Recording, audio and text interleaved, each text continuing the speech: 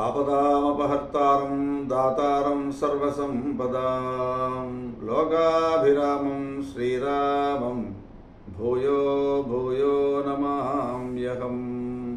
పలికెడిది భాగవతమట పలికించడివాడు రామభద్రుండట నే పలికిన భవహరమగునట పలికద వేరండుగాథ పలుకగనేలా. సీతారాములు ఏ రకంగా ఉండేవారో, పరస్పరం ఒకరి పట్ల ఒకరు ఎంత అభిమానంగా ఉండేవారో, ఏ రకంగా రామరాజ్యంలో సుస్థిరత, సౌమ్యత, ఒక సత్య సంకల్పం, చక్కని పరిపాలన విధానం ఉండేదో పోతన గారు చెప్తూ ఉన్నారు భాగవతంలో. ఇది వ్యాస భాగవతంలో ఉన్న విషయమే. ఇప్పుడు ఇవన్నీ చెప్తున్న తర్వాత పరీక్షణ మహారాజు గారు సుగమని అడుగుతూ ఉన్నారు. ఏమన్నారంటే, అయ్యా ఆ రామచంద్రమూర్తి రాజు అయిన తర్వాత సోదరుల పట్ల, బంధువుల పట్ల, ప్రజల పట్ల ఎలా ప్రవర్తించాడు, ఆయన ఏమి యజ్ఞాలు చేశాడు ఇంకా అని అడిగాడు. భ్రాతృజనుల యందు బంధువులందును ప్రజల యందు రాజభావముంది ఎట్లు మెలగే రాముడు ఈశ్వరుండగుతన్ను తన్ను కూర్చి క్రతువులు ఎట్లు గోరి చేసే అని అడిగాడు. అంటే శివుడు అన్నాడు, నాయనా మహానుభావ, భగవంతుడైనటువంటి రామభద్రుడు స్వాభావికంగా దైవోత్తముడు, సాక్షాత్తు శ్రీమన్నారాయణుడు, సర్వదేవమయుడు. తన గురించి తానే యాగాలను చేసుకున్నట్ట. ఎవరి కోసం చెయ్యాలా? సర్వేశ్వరుడు నా శ్రీమన్నారాయణుడు అయినప్పుడు, ఈయనే శ్రీమన్నారాయణుడు అయినప్పుడు ఎవరి గురించి ఏమి కోరుతూ ఏమి చేసుకోవాలంటే తనకు తానే యాగాలు చేసుకున్నాడట. హోతకు తూర్పు దిక్కున, సామగానం చేసేవాడు ఉత్తర దిక్కున, బ్రహ్మవు దక్షిణ దిక్కున, అధ్వర్యునికి పడమడ దిక్కున, మిగిలిన భాగాన్ని ఆచార్యునికి ఇచ్చేసేసాట, దానం చేసేసాట. కట్టుబట్టలు, ఇల్లాలి తాళిబొట్టు తప్ప అన్ని ఆభరణాలను, సకల సంపదలను బ్రహ్మవేత్తలని మునులకు దానం చేసేసాడు. వినయంతో తాను సింపుల్గా అలాగే వండిపోయినాడు అని చెబుతూ, భగవంతుడుకు రామభద్రుండు ప్రీతితో దేవోత్తముని సర్వదేవమయుని తను తాను గూర్చి యధ్వరములు చేశాడు అన్నాడు. అప్పుడు ఆ రామజన్మూర్తి దానశీలానికి మెచ్చినటువంటి మునులంతా కూడా, మహర్షులంతా కూడా తాము దానం చేసిన భూముల్ని తిరిగి ఆయనకే ఇచ్చేసేసారట. ఇచ్చి ధరణి వలదు మాకు తాపసులకేలా, ధరణి వలదు మాకు తపసులకేలా, నీవు అఖిలలో ఒక గురుడైన హరివి, మా మనంబులందు వలయు చీకటి బాబు భవదుదార చుచుల బార్థివేంద్ర. ఓ రాజేంద్ర, రామచంద్ర ప్రభో, ఋషులైనటువంటి మహర్షులైన మేము మాకెందుకు అయ్యే భూములు ఎందుకు, భామలు ఎందుకు? నీవు అన్ని లోకాల చేత పూజింపడేటటువంటి సాక్షాత్తు శ్రీమన్నారాయణుడివి, శ్రీహరివి కదా. నీ దయా అనే కాంతులని మా మీద ప్రసరింపజేసి మా మనస్సుల్లో ఉన్నటువంటి అజ్ఞానాంధకారాన్ని తొలగించు, అదే మాకు చాలు అని ప్రార్థించారట ఆ రామచంద్రమూర్తిని. చెప్పి ఆ రామచంద్రుడిని వినయమున పూజించి ఆయన రామచంద్రమూర్తి పూజలన్నీ చేసి వెళ్ళిపోయినారట. ఇలా చాలా కాలం రాముడు రాజ్యాన్ని పరిపాలన చేశాడట. ఇట్లా ఉంటే ఒకరోజు రాజ్యంలో ఉండేటువంటి విశేషాలన్నీ స్వయంగా విందామని చెప్పి రాముడు మారువేషంతో తిరుగుతూ ఉన్నాడు ప్రజల మధ్య. అర్ధరాత్రి పూట అయోధ్యలో ప్రజల్లో ఒకడు వాడు భార్యతో తగాదా పెట్టుకొని అనకూడని మాట అన్నాడు. సరేలే, పరాయి వాడింట్లో కాపురం చేసిన చెంచలు రాలిని వదులుకోకుండా ఏలుకోవడం నేనేమన్నా వేరే రాముడు అనుకున్నావా?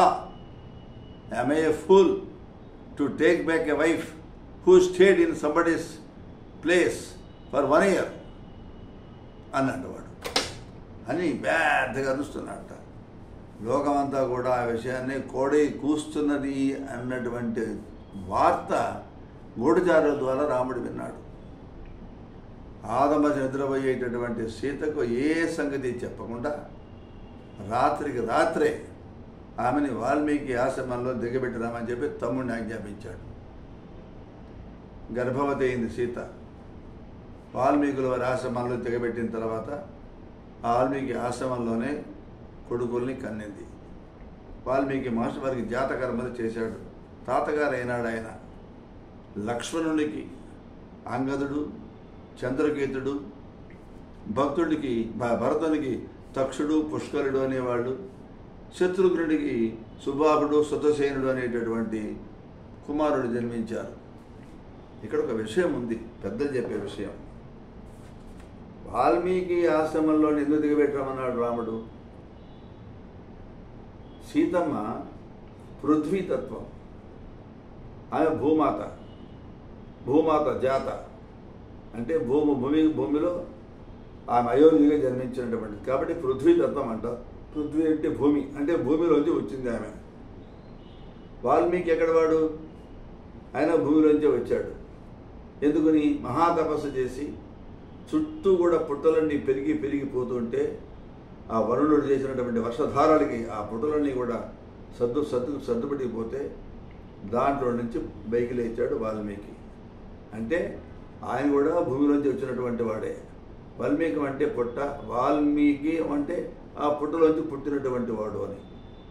కాబట్టి ఇప్పుడు ఏ పుట్టలో నుంచి అయితే వాల్మీకి పుట్టాడో, ఏ మట్టిలో నుంచి అయితే వాల్మీకి ఉట్టిపడ్డాడో, అలాంటి మట్టిలో నుంచే సీతమ్మ కూడా వచ్చింది. కాబట్టి సీతమ్మ కంటే వయసు వల్ల పెద్దవాడు కాబట్టి వాల్మీకి ఆయన తండ్రి అయినాడు, లేక తాత అయినాడు. కాబట్టి తండ్రి ఏం చేయాలా? తన కూతురికి పురుడు పోయాల్సి వస్తే మొట్టమొదటి తండ్రి పురుడు పోయాలి. అత్తగారింటే కాదు, పుట్టినంటే పురుడు పోసుకోవాలి, బిడ్డల్ని కలిగి తీసుకురావాలా. కాబట్టి ఇప్పుడు రాముడే ధర్మం రాదు, రామాయణం మొత్తం ధర్మమే కదా. కాబట్టి రాముడు ఏం చేశాడు? మీ పుట్టింటికి ఇవ్వమన్నాడు. ఆమెకేం చెప్పాలి ఎందుకు పంపించాడు అనే విషయాన్ని. కానీ భద్రంగా వెళ్ళి దిగబెట్టమన్నాడు లక్ష్మణస్వామిని. మన లవకుశ సినిమాలో మనం చూసాం. అంటే సినిమా వేరు, ఇది వేరు అనుకోండి. ఇది సత్యం.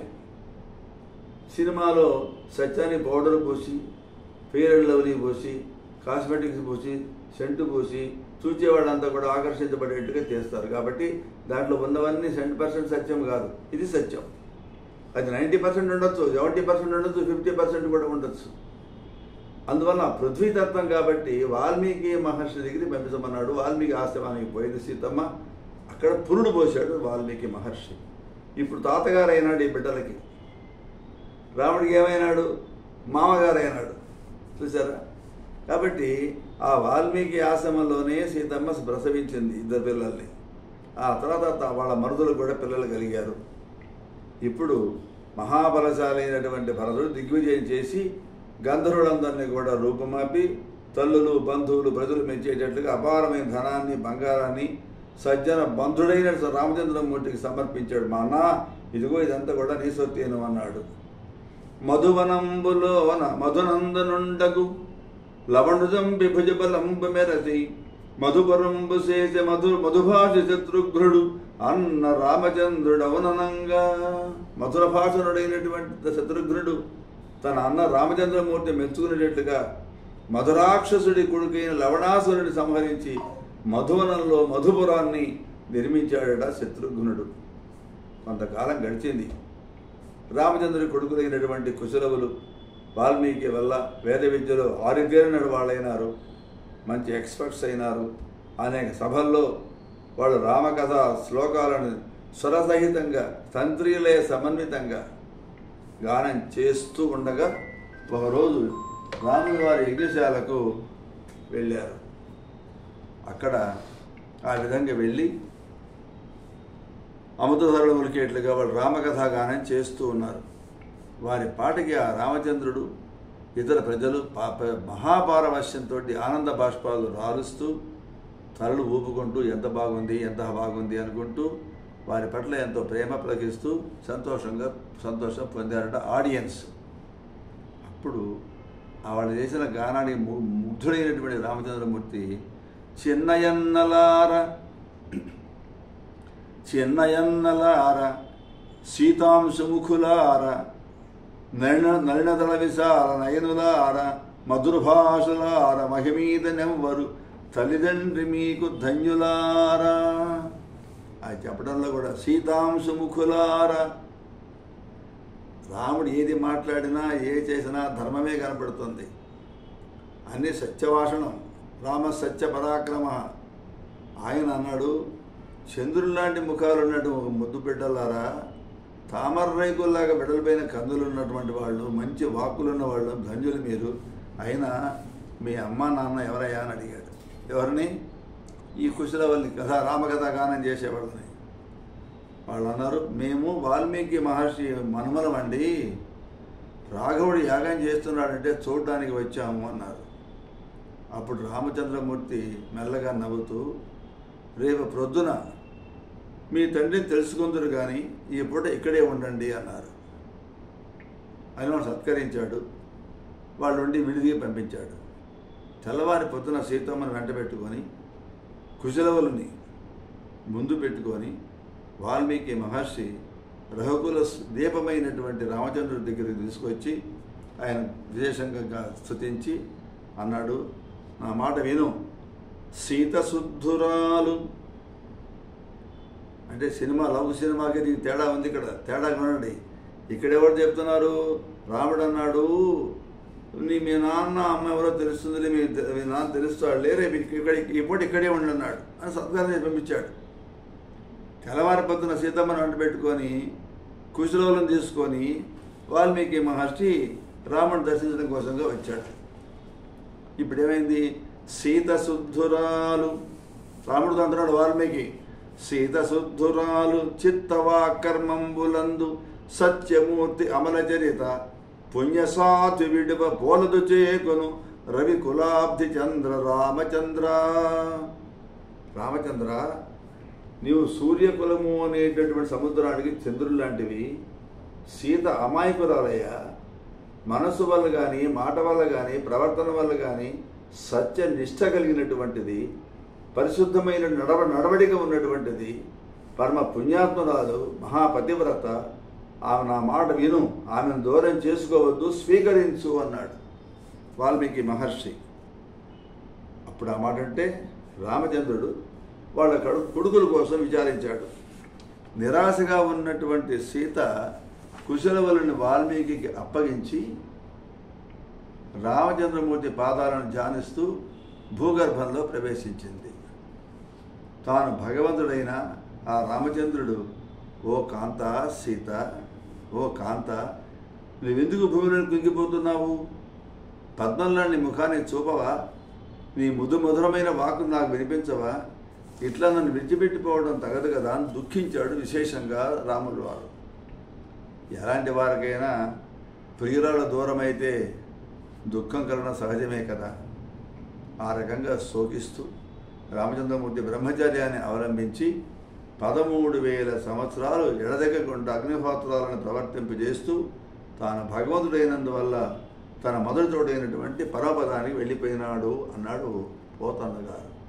దీంట్లో 13,000 సంవత్సరాలు అన్నారు. కానీ రామాయణంలో దశవర్ష సహస్రాణి దశవర్ష శతాని చ 10,000 సంవత్సరాలు, ఆ పైన 1,100 సంవత్సరాలు, 11,000 సంవత్సరాలు రాముడు రాజ్య పరిపాలన చేశాడు అని వాల్మీకి చెప్పాడు. అలా చేసి తన భగవంతుడైనందువల్ల తన మూలస్థానమైనటువంటి పరమ శ్రీవైకుంఠానికి వెళ్ళిపోయినాడు అన్నాడు. అధిదేవుడైనటువంటి ఆ రామచంద్రమూర్తి సముద్రంపై సేతువు కట్టడం, రాక్షసులను చంపడం పెద్ద విశేషమా? అది పెద్ద పనే. అసలు వానరుల సహాయం ఆయనకి ఎందుకు? ఆయన సర్వజ్ఞుడైతే, సర్వేశ్వరుడైతే ఇతర దేవతలకు తన లీలను చూపటం కోసంగా చేశాడే తప్ప ఇవన్నీ చేతగానే పనులు కాదు కదా. లవణ సముద్రపు అహంకారాన్ని అణిచివేశాడు. దిక్పాలకుల కిరీట మణి దర్పణాల్లో ప్రకాశించే దివ్య కీర్తి కలవాడికి దివ్య సూర్య సహస్ర భవే జగపదోద్యత, ఆకాశంలో ఒకేసారి వేలాది మంది సూర్యుడు ప్రకాశించినట్టుగా ఉండేటటువంటి వెలుగు కలిగినటువంటి వాడికి, అమృతంలాగా దియ్యగా మాట్లాడేటటువంటి వాడికి, సాధువులు పోషించేటటువంటి వాడికి, సాక్షాత్ దశమహారాజు గారి కుమారుడికి, రాక్షసరాజుని చంపినటువంటి వీరుడికి నేను వినమ్రుడే మొక్కుతాను అని పోతన్న గారు అంటారు అని ముగిస్తున్నారు. నల్లనివాడు పద్మనయనంబులవాడు మహాసుకంబులను విల్లున దాల్చువాడు కడు విప్పగు వక్షమువాడు మేలుపై చల్లెడివాడు నిక్కిన భుజంబులవాడు యశంబు దిక్కులం జల్లెడివాడునైన రఘుసత్తముడి యువతకు మాకభీష్టముల్. చూసారా? అంటే ముగిస్తున్నాడు ఆ శ్రీరామ చరిత్రాన్ని. నల్లగా ఉండి నీలమేఘశ్యాముడు, పద్మదళాయతాక్షుడు, మంచి ధనుర్బాణాలు ధరించినటువంటి వాడు, విశాలమైన వక్షస్థలం గలవాడు, 10 మందికి మేలు చేకూర్చేటటువంటి వాడు, మంచి భుజాలు గలవాడు, అన్ని దిక్కుల కీర్తి రజల్లేటటువంటి వాడు రఘుదలకుడు. ఆ రఘురాముడు మా కోరికలను తీర్చుగాక అంటున్నాడు.